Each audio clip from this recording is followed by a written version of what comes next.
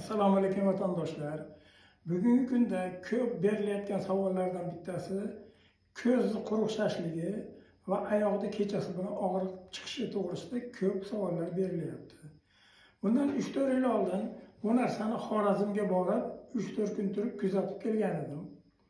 Buni asosiy alomatlari ko'p terlash, muvozanatni buzilishi, charchoq, ikkala yelkada uyushlik, fikrni jamlay olmaslik, cho'chishlik, shu narsalar va oyoqda barmoqda uchlarda jimirlashlik seziladi. Ko'pchilik nimaga topshiring, sahrga topshirib yuboring deydi. U hech qanaqa sahr emas. Buni kelib chiqishi hazmdan, buyrakdan va yurakdan kelib chiqadi. Shuni umumiy qilib jamlab davolasak, bu davolanadi. Yo'q, alomatini yo'qotib qo'ysak, davolanasiz.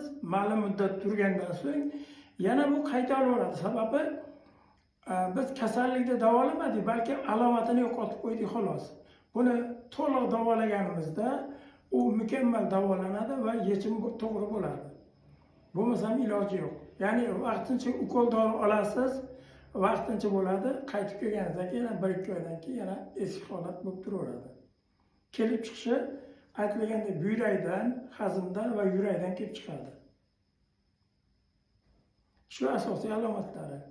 Agar savollar bo'lsa, marhamat, Telegramdan yozinglar, baqadar imkon umumiy qilib javob beramiz. E'tiborlaringiz uchun rahmat.